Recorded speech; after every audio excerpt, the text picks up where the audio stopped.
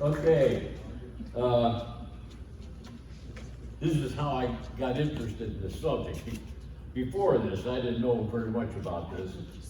And after all this reading, some people will say I still don't know much about it. But I heard on the radio that some archaeologists determined that people moved out of Africa about 60,000 years ago, and that became modern human beings in Europe and Asia.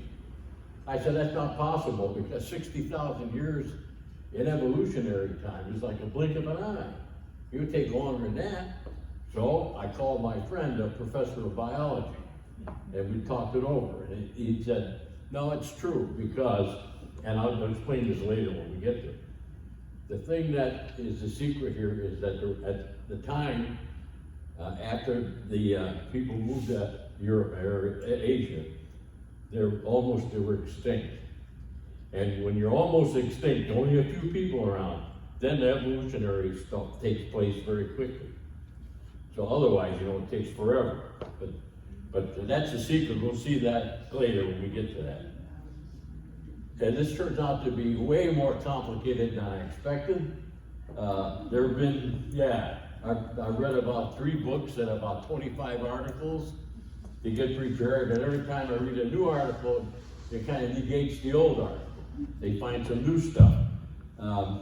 There have been about 20 known species of hominins in the human chain. All of them are, of course, extinct, but us now. You probably remember about, I don't know, some 20 years ago, there was the announcement that they discovered a fossil in Ethiopia that was 3 to 3.5 million years old. It was dated that old. And they said it was a female. And they said, ballyhooed this whole thing up. Oh, this is the mother of all mankind. And so, because it was 3.5 million years old. And they called her Lucy. You remember that? Yeah. Oh, there's Lucy. Those are the bones that they found. This is a reconstruction of taking those bones and, pretty much reconstructing what they think it would look like. That's Australopithecus Affarensis. Those words are not nearly as complicated as they sound. Australo means south, Pithecus means ape, and Affarensis is where it was found, in the far region of Ethiopia. Okay, so here they're ballyhooing Lucy.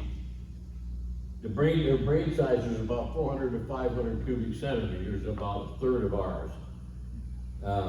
Stood about 3 feet tall, and they thought it was the oldest fossil that stood erect. Then they dug some more around that area and found another fossil now that goes back 4.5 million years. And that's Ardipithecus, also female, who stood erect.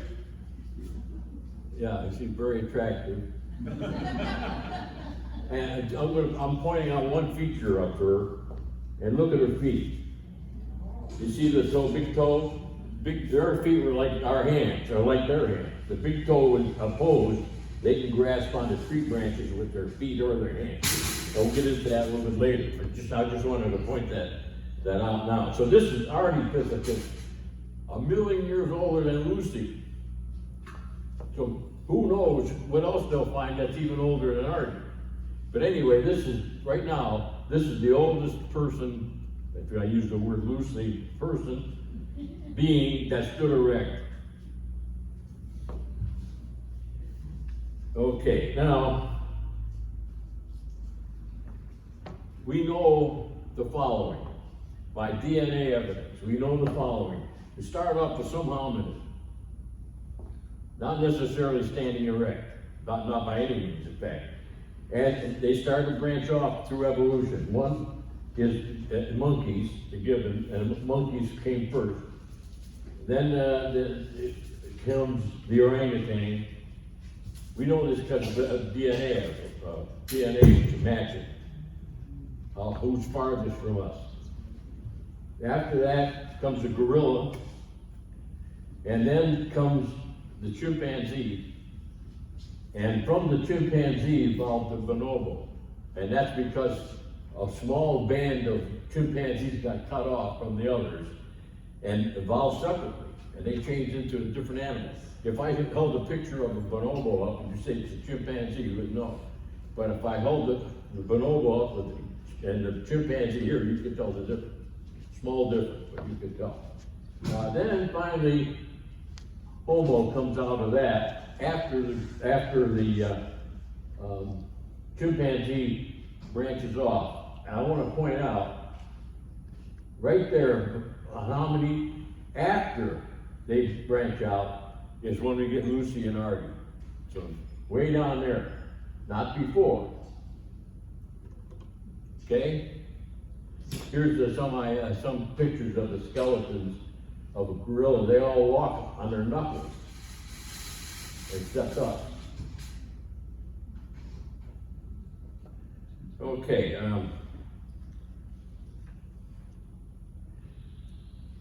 Now, how do we know about this timeline and so on, and the progression of evolution?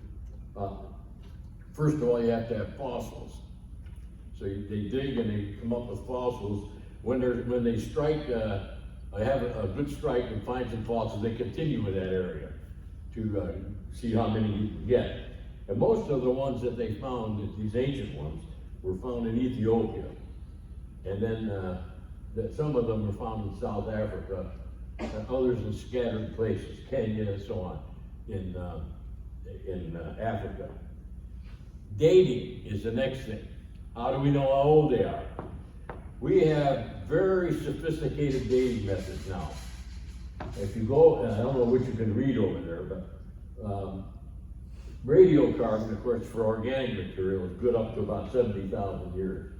And the one that's really handy is that potassium argon dating. It's like a clock.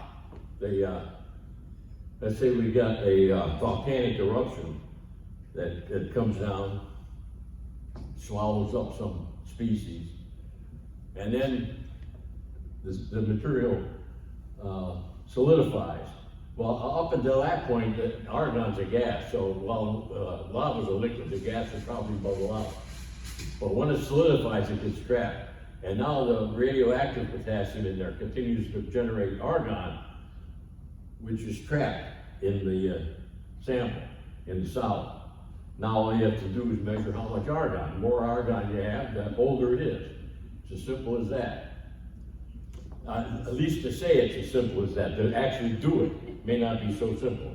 There's a number of things. Uranium methods, most of these are radioactive. Then there's things that I would not know. Cosmogenic nuclei, it goes back to 5 million years, so on. Where's the uranium? Uranium goes back to billions of years, and so does the potassium argon dating. So we know that. We already know, find the fossils and then you can date them. You can't date them by carbon, but you can date them in the material that you find them in. How old is that material? Perhaps. You know, it's not that simple, but when it works, you got a very good method. Okay. This next one is okay. Now, what are the advantages to walking erect? Just because you evolve something that's erect, if that's not a positive evolution, and then it's not going to perpetuate itself for very long. It has to be something positive, something that's going to make you survive better. That's what evolution does. You get mutations occur all over the place. You get most of them, 95% of them are just meaningless. They don't hurt you or help you. A few of them are bad, like getting cancer. That's one that's a mutation, a bad mutation. And good mutations mean that you can survive longer and better, so you pass that on to your offspring. And so you get more and more that survive better, and pretty soon the whole society's got that. Not pretty soon necessarily, but eventually, let's say the whole society has this. Here's the advantages of walking erect. It allows greater distance to be seen, so you can spot your predators, look over tall grasses. The climate, in Africa you got the sun beating down on you 90 degrees, so you're gonna, a quadruped is gonna absorb a lot of that heat. Biped does not. Same from the ground, you get reflection from the ground, heat from the ground. The quadruped picks that up more than the biped.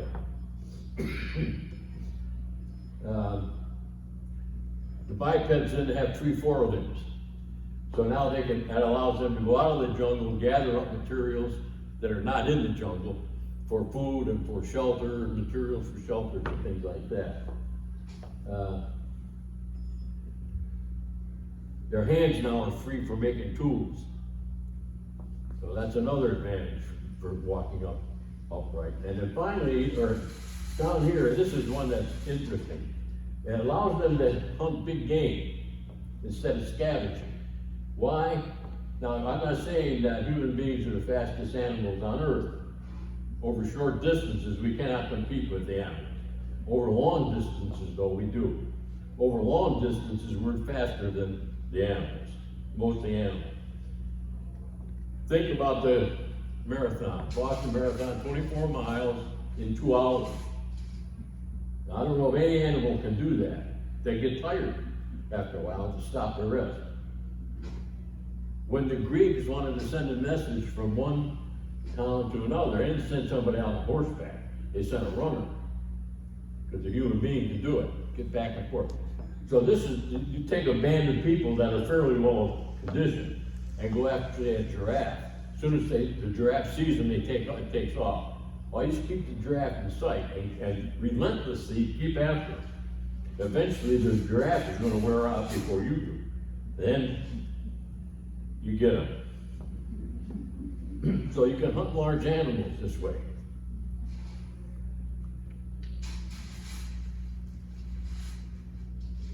Oh, what happened? Oh, I don't know. Let me go back. Oh, here's something. I guess this is right, yeah. Here's to show some changes here of different skulls that have popped up. This is not necessarily in any kind of order. There's ours down there. That's our skull, and this is Homo erectus. I didn't get to him yet. There's a Neanderthal up there, and so on. But you can see the skulls are different. Okay, now let's see if we get, no, let me try this one. Oh, okay. These are some of the evolutionary changes over the years. The teeth, big difference. Notice that in the older ones, the incisors are fangs. Oh. You're going the wrong way. Yeah, there. Now then, I just press this. There it is. See these incisors there are fangs. Notice over the years they decrease in size and finally get very small. Also, the shape of the mouth, the upper part is elongated there, less elongated and more round here. Teeth are smaller and smaller. That's what's happened. This is what we look like today. These are some of the early hominids, what they look like there. Other evolutionary changes, nothing. You got to point it at the computer, not the screen. Oh, okay. Thank you. Foramen Magnum, you probably never heard of that. The Foramen Magnum is a hole in the skull where the spinal cord goes into the brain to get your nervous system connected that way. If you walk upright like human beings, that Foramen Magnum is in the back or the bottom of the skull. All the other animals that walk this way, horizontal to the ground, walk forward. It's in the different spot, right? It's in the back of the skull instead of the bottom. If you find a skull, you can immediately identify what it's the whole skull. immediately identify if it walked erect or on all fours, because where that hole is. We're the only ones that have a hole in the bottom of the skull. All the animals are in the back of the skull. You can see why, in order to see ahead and so on and so forth. So that's another one. Another change in evolution. Okay, next one is, there we go. Here's a skeleton.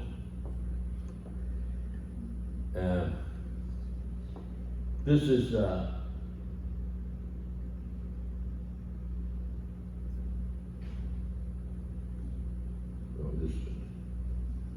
yeah, that's it. Here's, you see the toe? It's an opposable toe for grabbing branches.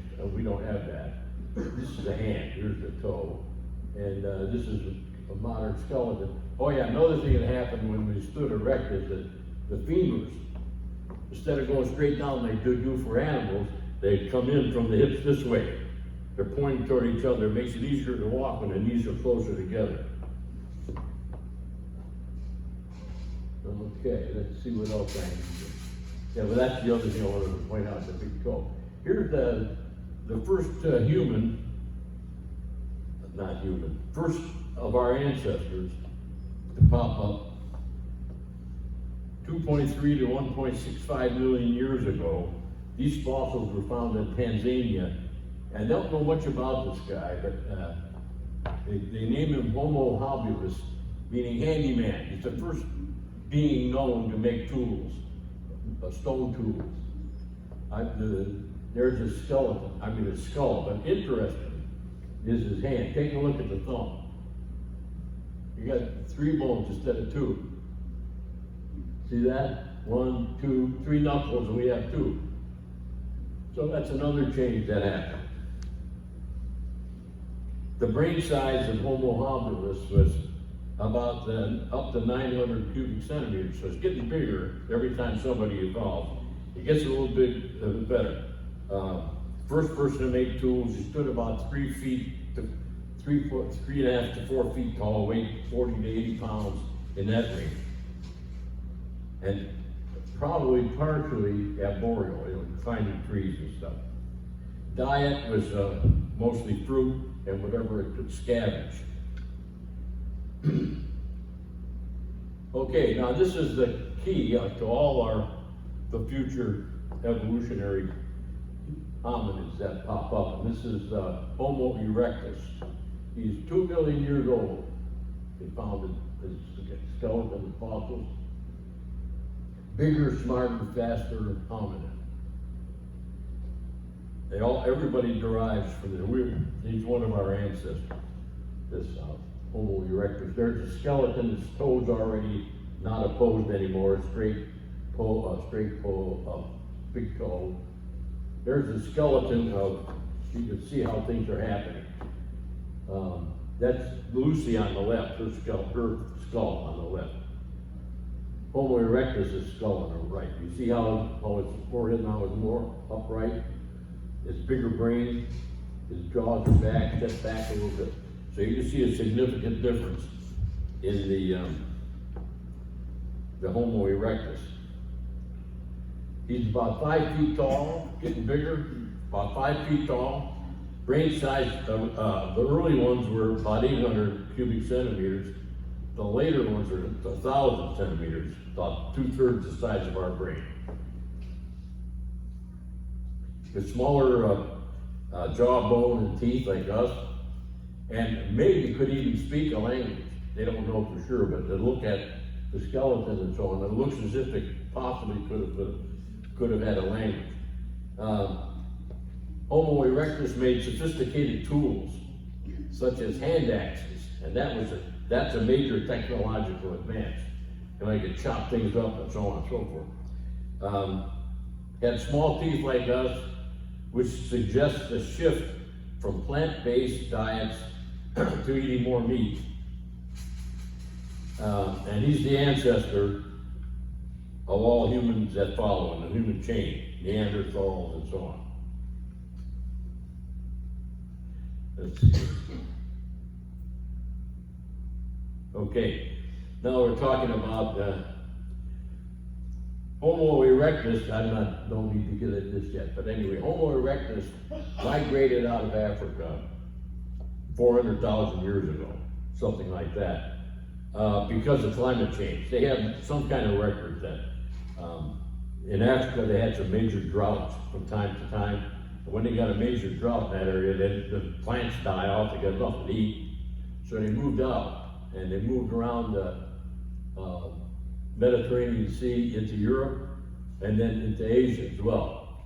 The ones that moved to Europe became Neanderthals. The ones that moved to Asia were called Denisovans. They moved at about the same time, and they're the same age, but they are not exactly the same species. Over the years, they evolved differently. So while they're closely related, Denisovans and Neanderthals, they are not exactly the same. So the Neanderthals, when they developed, when those Homo erectus evolved into Neanderthals, they dominated Europe for about 200,000 years. That was another thing that I objected to when I first heard that they moved 60,000 years ago. They didn't mention the Neanderthals. I said, just wrote them off. Where did they come from? You know, the only question. Okay, anyway.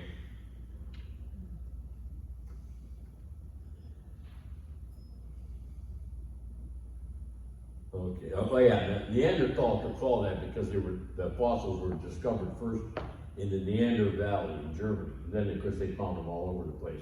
Denisovans have not been greatly discovered. There have been a few bones, few fossils, but nothing major for them. They are a little bit different. Here's a Neanderthal family living in a cave. There's this skeleton. And one thing that where he stands out, where the Neanderthal stands out, is a great big brow above his eye. The bone there, not the brow. You get that way, you can't tell from here. But there's a family pictured there living in a cave. They became extinct. Neanderthals went extinct about 40,000 years ago.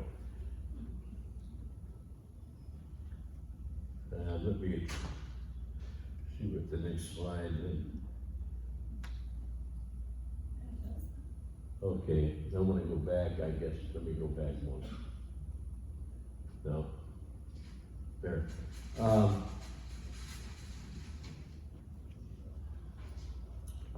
At this time when Homo erectus,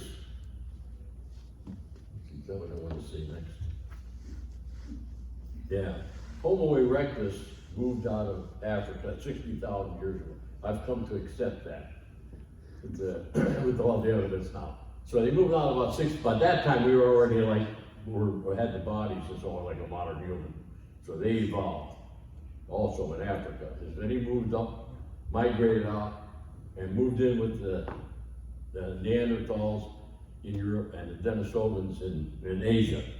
Oh, and by the way, they even have traced that, let's see, the epicanthus is that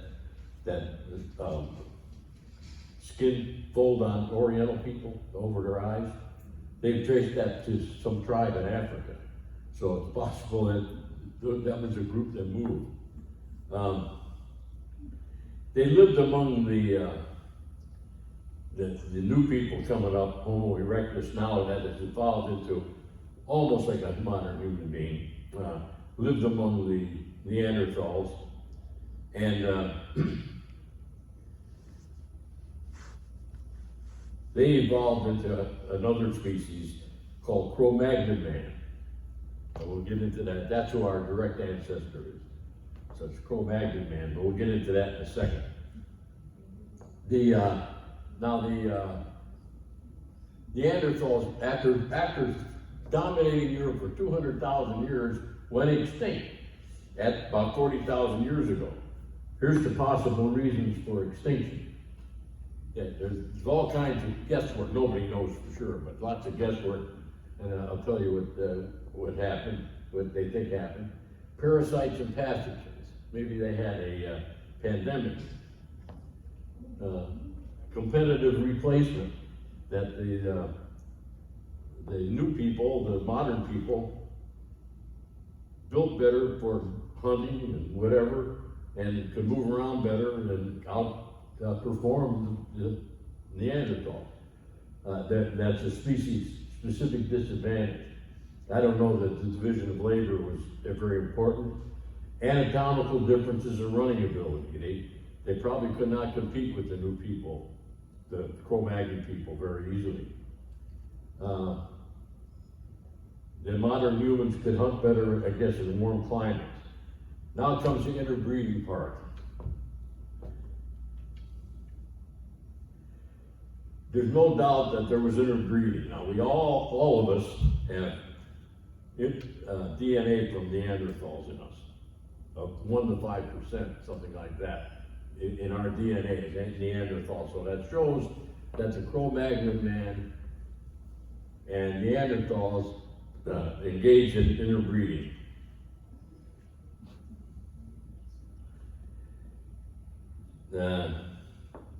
It turns out that a tooth from a Neanderthal person, in the plaque of the tooth from a Neanderthal person, when they were scraping it on, they found a microbe that does not exist in Neanderthal mouths, but does exist in our mouths, in Cro-Magnon in our mouths, this microbe. How did the Neanderthal get that microbe? That's the question. Now you got to use your imagination. Two possibilities that what these people said. These are the archaeologists. I'll throw in some of my own stuff. But, kissing. Maybe there was some romance. They interbred, so maybe they kissed. So that would have got the microbe. But if their mouths were closed when they kissed, that wouldn't transmit any microbe. So maybe they French kissed. And that would get the microbe across. That's one thing. The other possibility was sharing their food. So if they shared food, maybe they had like little romantic trysts, got together and had a romantic dinner.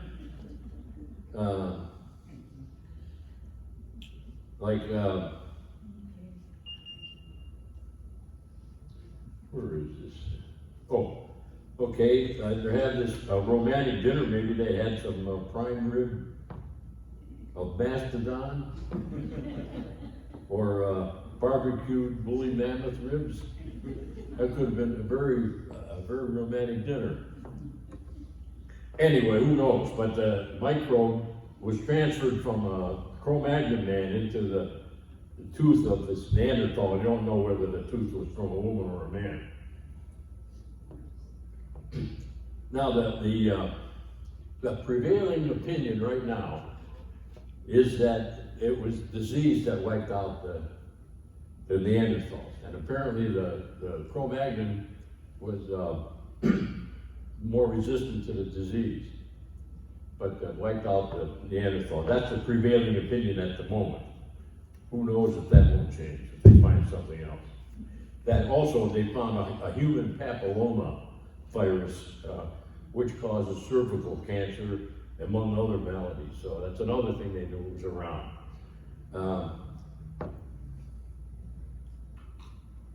Okay, let's rethink Neanderthal.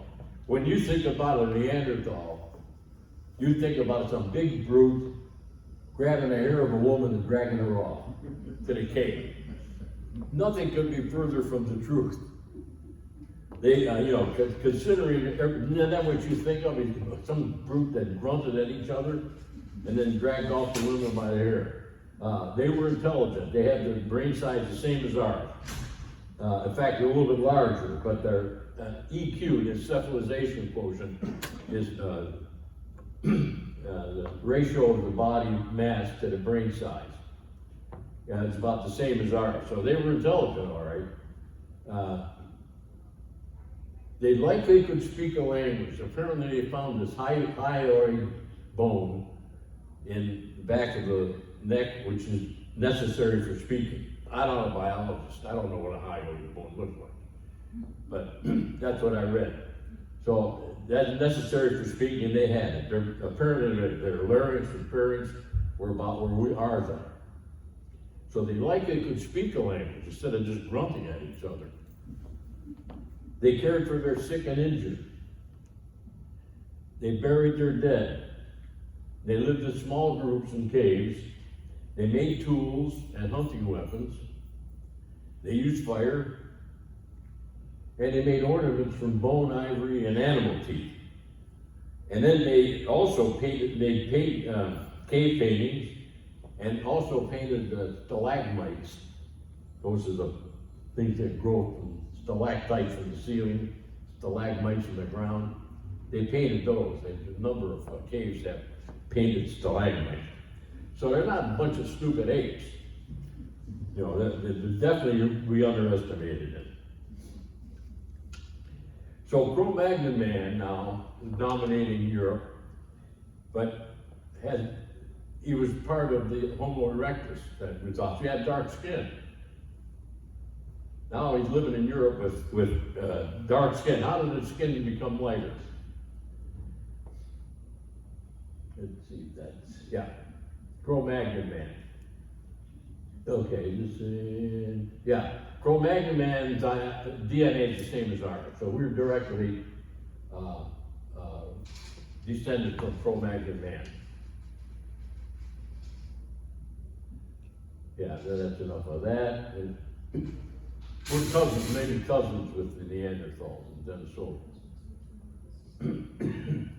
There's a Cro-Magnon man and woman that reconstructed with the lighter skin. I'm going to talk now about how they got lighter skin. Up until about 8,000 years ago, apparently the Europeans had darker skin. The dark skin comes from melanin, by the way. It's a chemical that's produced by a gene that keeps you dark. It's necessary in Africa to help block out some of the sun. It does not work when you have indirect sunlight very easily, because now it hinders the production of vitamin D. So that's one of the factors that would favor lighter skin. Okay, here I just mentioned that the Europeans were dark-skinned until about 8,000 years ago. The lighter skin would be favored evolutionary because of the favored production of vitamin D. And in fact, in the north, where the sunlight's very indirect, people developed two depigmentation genes that hindered the production of melanin, and which caused lighter skin, blue eyes, and blonde hair. So then through interbreeding with the Cro-Magnons, eventually everybody got light skin. Just a matter of time before everybody got lighter skin. And again, keep in mind the population was very few in numbers. So any favorable evolutionary trait would be spread out quickly. It doesn't take many, many years then. I mean, you know it, I give you a practical example of that, antibiotic resistant bacteria. That's all happened in our lifetime. So just a few years, they mutated and evolved into bacteria that are resistant to antibiotics. Okay, now let's see. That's the end of that. Okay, finally, I think it's on the next slide. The archaeologist dug up a photograph that's taken 7,000 years ago, if you believe that. 7,000 years ago of a Cro-Magnon fashion show.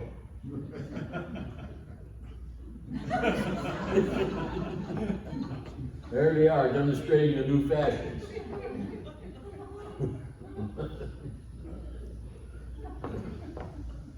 Okay, that's it, folks. Thank you.